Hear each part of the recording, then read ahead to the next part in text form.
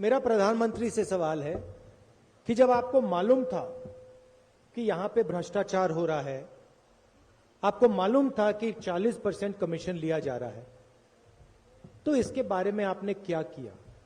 अपने भाषण में कर्नाटक की जनता को आप ये बताइए कि जब मुझे पता लगा कि 40% कमीशन लिया जा रहा था तो मैंने ये और ये किया। ನಿಮಗೆ ಈ ರಾಜ್ಯದಲ್ಲಿ 40% ಭ್ರಷ್ಟಾಚಾರ ಆಗ್ತಾ ಇದ್ದಿದ್ದು ಗೊತ್ತಿದ್ದು ಕೂಡ ಇವತ್ತು ಇವರ ಹತ್ರ ವೋಟ್ ಕೇಳಕ್ ಬಂದಿದ್ದೀರಲ್ಲ, ಈ ಜನಗಳಿಗೆ ನೀವು ಹೇಳಬೇಕು, ನಾನು ಈ ಭ್ರಷ್ಟಾಚಾರವನ್ನ ನಿಲ್ಲಿಸೋದಕ್ಕಾಗಿ ನಾನು ಇಂತಿಂತದ್ನೆಲ್ಲ ಮಾಡಿದೀನಿ ಅಂತ ಜನಗಳ ಮೊದಲು ಹೇಳಿ। आप कर्नाटक की जनता को यह भी समझाइए कि जब कर्नाटक को टैक्स का पैसा मिलना चाहिए और कर्नाटक को जो कर्नाटक का हक था वो पैसा नहीं मिला तो आपने क्या किया? ಕರ್ನಾಟಕ ಜನಕ್ಕೆ ನೀವು ಇದನ್ನು ಹೇಳಿ, ಕರ್ನಾಟಕ ಜನ ಕಟ್ಟಿದಂತ ಟ್ಯಾಕ್ಸಿನ ಮೇಲೆ ಅವರ ಹಕ್ಕೇನಿತ್ತು, ನಾವು ಅದನ್ನ ಅವ್ರಿಗೆ ಕೊಡ್ಲಿಲ್ಲ ನ್ಯಾಯವಾಗಿ ಅನ್ನೋದನ್ನು ಕೂಡ ನೀವು ಈ ಜನಗಳಿಗೆ ಹೇಳಿ। और आप ये भी बताइए, जब कर्नाटक में बाढ़ आई, जबरदस्त नुकसान हुआ, तो आपने क्या मदद की? ಕರ್ನಾಟಕದಲ್ಲಿ ಹಿಂದೆ ಪ್ರವಾಹಗಳು ಬಂದು ತುಂಬಾ ಅನ್ಯಾಯ ಆದಂತ ಸಂದರ್ಭದಲ್ಲಿ, ಜನರು ನಷ್ಟ ಆದಂತ ಸಂದರ್ಭದಲ್ಲಿ ಜನಕ್ಕೆ ಏನ್ ಮಾಡಿದ್ವಿ ಅನ್ನೋದನ್ನು ಹೇಳಿ। और गोवा, महाराष्ट्र और कर्नाटक के बीच में जो पानी का मसला है, पानी बांटने का मसला है, उसमें आपने कर्नाटक की कैसे मदद की, यह भी बता दीजिए। ಗೋವಾ, ಮಹಾರಾಷ್ಟ್ರ ಮತ್ತು ಕರ್ನಾಟಕ ರಾಜ್ಯಗಳ ನಡುವೆ ನೀರಿಗೋಸ್ಕರ ಏನ್ ಇವತ್ತು ಸಂಘರ್ಷ ನಡೀತಾ ಇದೆ, ಅದನ್ನ ನಿಲ್ಲಿಸೋದಕ್ಕಾಗಿ ನೀವೇನ್ ಮಾಡಿದ್ರಿ, ಕರ್ನಾಟಕಕ್ಕೆ ಏನ್ ಸಹಾಯ ಮಾಡಿದ್ರಿ ಅದನ್ನು ಹೇಳಿ। आप कर्नाटक के चुनाव में आते हो, कर्नाटक की बात नहीं करते हो, अपनी बात करते हो। ನೀವು ಕರ್ನಾಟಕದಲ್ಲಿ ಚುನಾವಣೆ ಮಾಡೋದಕ್ಕೆ ಬರ್ತೀರಿ, ಆದ್ರೆ ಕರ್ನಾಟಕದವರು ಮಾತಾಡಲ್ಲ, ನಿಮ್ಮ ಮಾತನ್ನು ನೀವು ಹೇಳೋದು ಹೊರಟಿದ್ದೀರಿ। आपको यह बताना चाहिए कि आपने पिछले 3 सालों में कर्नाटक में क्या करवाया।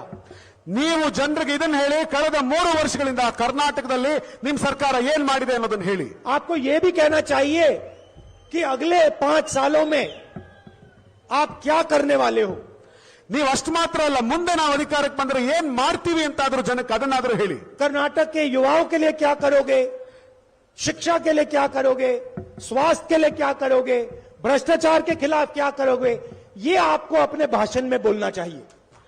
ನೀವು ಕರ್ನಾಟಕದ ಯುವಕರಿಗೆ ಏನ್ ಮಾಡ್ತೀರಿ, ಆರೋಗ್ಯಕ್ಕಾಗಿ ಏನ್ ಮಾಡ್ತೀರಿ, ಶಿಕ್ಷಣಕ್ಕಾಗಿ ಏನ್ ಮಾಡ್ತೀರಿ, ಕರ್ನಾಟಕದಲ್ಲಿರುವಂತಹ ಭ್ರಷ್ಟಾಚಾರವನ್ನ ನಿಲ್ಲಿಸೋದಕ್ಕಾಗಿ ಏನ್ ಮಾಡ್ತೀರಿ ಅನ್ನೋದನ್ನ ಜನಗಳ ಮುಂದೆ ಹೇಳಿ। ನೀವು ये चुनाव आपके बारे में नहीं है, ये चुनाव कर्नाटक के जनता और कर्नाटक के भविष्य के बारे में है।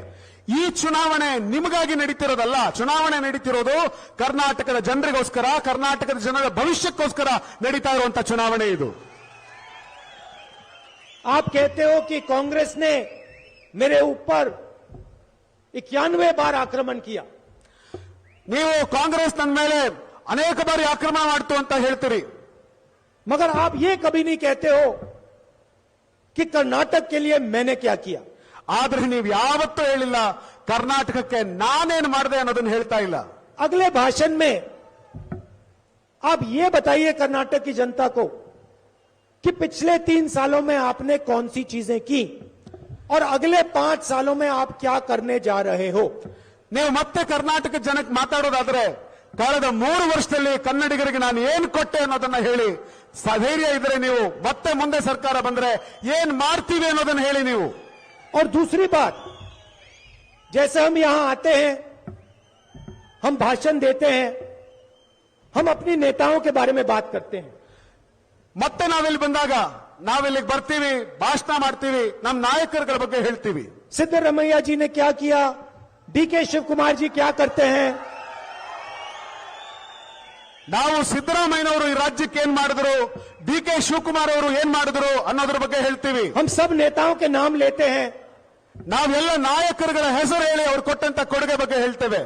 आप आते हो, आप अपने चीफ मिनिस्टर का नाम तक नहीं लेते हो, आप येदुरप्पा जी का नाम तक नहीं लेते हो। ಆದ್ರೆ ನೀವು ಬರ್ತೀರಾ, ನಿಮ್ ಮುಖ್ಯಮಂತ್ರಿ ಹೆಸರು ಹೇಳಲ್ಲ, ಯಡಿಯೂರಪ್ಪನವ್ರ ಹೆಸರು ಕೂಡ ಹೇಳಲ್ಲ, ಹಂಗೆ ಮಾತಾಡೋಗ್ತೀರಾ। आपके भाषण सिर्फ नरेंद्र मोदी जी के बारे में होते हैं। ನಿಮ್ ಭಾಷಣ ಬರೀ ನರೇಂದ್ರ ಮೋದಿ ಬಗ್ಗೆ ಮಾತ್ರ ಆಗಿರುತ್ತೆ। 1-2 बार आप येदुरप्पा जी का भी नाम ले लीजिए, बोम्मई जी का भी नाम ले लीजिए, उनको अच्छा लगेगा। ಕಡೆ ಪಕ್ಷ 1-2 ಸರ್ತಿ ಆದರೂ ಯಡಿಯೂರಪ್ಪನವ್ರ ಹೆಸರನ್ನು ಹೇಳಿ ಸ್ವಾಮಿ, ಬೊಮ್ಮಾಯಿ ಅವ್ರ ಹೆಸರನ್ನಾದ್ರೂ ಹೇಳಿ ಸ್ವಾಮಿ, ಅವ್ರಿಗೂ ಒಂದ್ ಸ್ವಲ್ಪ ಖುಷಿ ಆಗ್ಲಿ. अब मैं थोड़ा कहना चाहता हूं कि कांग्रेस पार्टी कर्नाटक के लिए, कर्नाटक के युवाओं के लिए, किसानों के लिए, मजदूरों के लिए क्या करने जा रही है.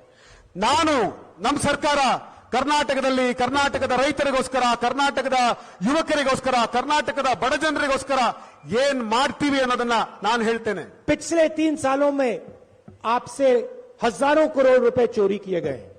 ಕಳೆದ 3 ವರ್ಷದಲ್ಲಿ ನಿಮ್ಮಿಂದ ಸಾವಿರಾರು ಕೋಟಿ ಕಳ್ಳತನ ಮಾಡಿದ್ದಾರೆ.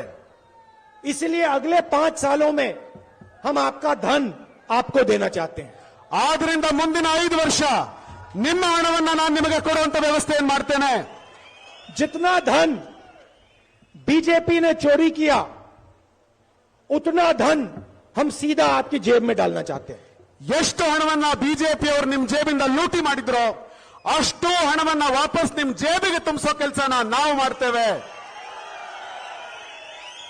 बीजेपी ने जो चोरी की थी, उसकी सबसे बड़ी चोट महिलाओं को लगी है.